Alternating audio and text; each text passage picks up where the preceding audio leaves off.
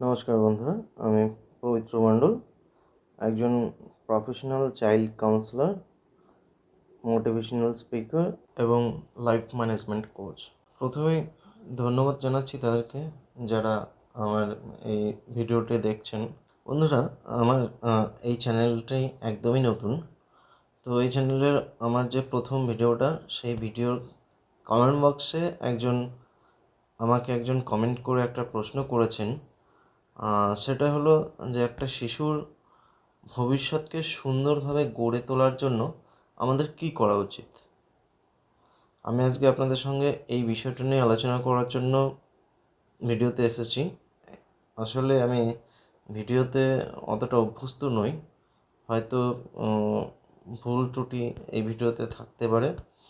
তো আপনাদের কাছে প্রথমে আমি ক্ষমা চেয়ে নিচ্ছি, যদি কিছু ভুল ত্রুটি থাকে তো আপনারা মার্জনা করবেন। বন্ধুদের কাছে অনুরোধ, যারা আমার এই চ্যানেলে নতুন তারা আমার চ্যানেলটি অবশ্যই সাবস্ক্রাইব করে নেবেন এবং যদি ভিডিও শেষে ভিডিওটা আপনার পছন্দ হয় তো অবশ্যই লাইক দেবেন এবং শেয়ার করবেন।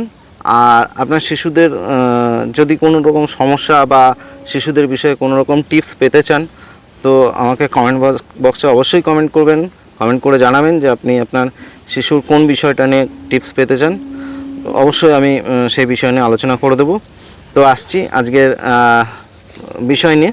আমি গতকাল একটা শিশু মনস্তত্ত্বের বই পড়ছিলাম, সেখানে একটা রিপোর্ট আমি পাই। সেই রিপোর্ট থেকে আমি এখানে 5টা পয়েন্টস আমি নোট ডাউন করেছি আপনাদের সঙ্গে আলোচনা করার জন্য। সেই 5টা পয়েন্ট নিয়ে আজকে আলোচনা করব। তো প্রথম পয়েন্ট হচ্ছে শিশুকে সময় দিন।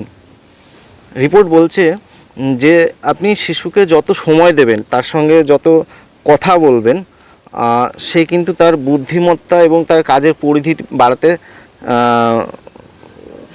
সমর্থ হবে। অর্থাৎ রিপোর্ট বলছে যে একটা শিশু, বিশেষ করে 5 বছর বয়স পর্যন্ত শিশু, তার কথা বলার জন্যে 88 থেকে 90% শব্দভাণ্ডার কিন্তু ব্যবহার করে। তার বাবা মার যে কথোপকথন, সেই কথোপকথনের মাধ্যমে সে কিন্তু তার শব্দ এবং শব্দভাণ্ডার আয়ত্ত করে। তো শিশুর সাথে আপনি যত কথা বলবেন সে কিন্তু ততই পরিপুষ্ট হয়ে উঠবে। পয়েন্ট হচ্ছে সন্তানের সঙ্গে পড়াশোনা নিয়ে কথা বলুন। একটা শিশুর সঙ্গে আপনি পড়াশোনা নিয়ে যদি ডেলি অন্তত 30 মিনিট করে কথা বলেন তো সেই শিশু কিন্তু অন্যান্য শিশুর তুলনায় পড়াশোনাতে অনেকটা এগিয়ে থাকবে। রিপোর্ট বলছে একটা শিশুর সঙ্গে তার বাবা মা যে কেউ হতে পারে, যদি ডেলি অন্তত 30 মিনিট করে সময় দেয় পড়াশোনার বিষয়ে, যদি বাড়িতে ডেলি অন্তত 30 মিনিট বাবা এবং মা বা বাবা অথবা মা যে কেউ হতে পারে, যদি বাড়িতে 30 মিনিট অন্তত আপনি তার সঙ্গে পড়াশোনা নিয়ে কথা বলেন, সেই শিশুর বিদ্যালয়ের যে পড়াশোনা যেগুলো হয় সেগুলো কিন্তু খুব তাড়াতাড়ি আত্মস্থ করতে পারে। অর্থাৎ সে কিন্তু এমনি অন্যান্য ছাত্রদের সঙ্গে বা অন্যান্য ছাত্রদের তুলনায় কিন্তু অনেকটা এগিয়ে থাকবে। 3 নম্বর পয়েন্ট, শিশুকে দৌড়ঝাঁপ করতে দিন, খেলাধুলা করতে দিন। আমরা অনেকেই ভাবি যে খেলাধুলা মানে সময় অপচয়, তা কিন্তু নয়। শিশু মনস্তত্ত্বের রিপোর্ট বলছে যে একটা শিশু যদি খোলামেলা জায়গায় বা খোলা মাঠে যদি নিয়মিত খেলাধুলা করে, তার মধ্যে কিন্তু বিভিন্ন রকম শারীরিক বিকাশ ঘটে। এবং ঘটতে তার যে খেলাধুলা সেটা কিন্তু তার মধ্যে অনেকগুলো বৈশিষ্ট্য গড়ে তুলতে সাহায্য করে। যেমন ধরুন, পরবর্তীকালে কোনো কাজের হঠাৎ কোনো সিদ্ধান্ত গ্রহণ দরকার, সেক্ষেত্রে তাকে সাহায্য করে। বিশেষ করে স্মৃতিশক্তিকে কাজে লাগানো, হয়তো কোনো একদিন একটা কোনো কিছু ঘটেছে, তার থেকে যে সেই স্মৃতিশক্তিটাকে কাজে লাগিয়ে তাৎক্ষণিক যে সিদ্ধান্ত গ্রহণ, সে কাজেও তাকে সাহায্য করে তার সেই খেলাধুলা। এবং নেতৃত্ব দান বা আত্মনিয়ন্ত্রণ, আত্মরক্ষা, এই সমস্ত জিনিসগুলো কিন্তু শিশুর খেলাধুলা, শিশুকালের যে খেলাধুলা, সেটা কিন্তু তাকে ভবিষ্যতে তাকে কিন্তু সাহায্য করে। 4 নম্বর পয়েন্ট রিপোর্ট বলছে যে টিভি বা মোবাইল অ্যাডিকশান, বাচ্চারা এখন বিশেষ করে এখনকার দিনে বাচ্চারা কিন্তু প্রচুর পরিমাণে মোবাইল অ্যাডিক্টেড হয়ে পড়ছে। রিপোর্ট বা আমাদের এই শিশু মনস্তত্ত্ব বলছে যে শিশুকে টিভি বা মোবাইল থেকে দূরে রাখুন। একটা শিশুকে সারাদিনে ম্যাক্সিমাম 30 মিনিট থেকে 1 ঘন্টা সময় দেওয়া উচিত, তার বেশি কখনোই দেওয়া উচিত না।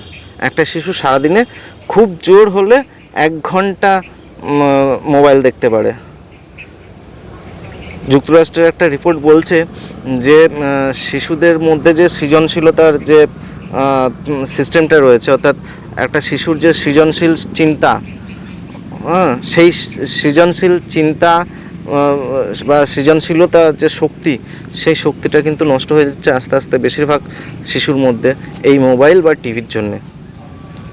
অতএব আপনার শিশুকে যতটা পারবেন মোবাইল বা টিভি থেকে দূরে রাখুন। আর 5 নম্বর পয়েন্ট হচ্ছে শিশুকে আদর করুন। অনেকে শুনে এটা অবাক হবে, বলে কথায় আছে যে আদরে বাদর হয়, তা কিন্তু নয়।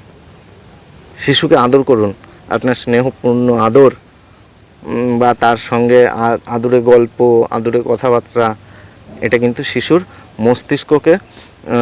মস্তিষ্কের সামগ্রিক বিকাশে সাহায্য করে। আপনি একটা শিশুকে যদি স্নেহপূর্ণভাবে আদর করতে পারেন ঠিকঠাক, তাহলে কিন্তু সেই শিশু সার্বিকভাবে ভবিষ্যতে সফল শিশু বা সফল মানুষ হিসাবে সমাজে প্রতিষ্ঠিত হতে পারবে। তো নমস্কার বন্ধুরা, আজ এ পর্যন্তই। পরবর্তী কোনো এক ভিডিওতে আবার আপনাদের সঙ্গে দেখা হচ্ছে।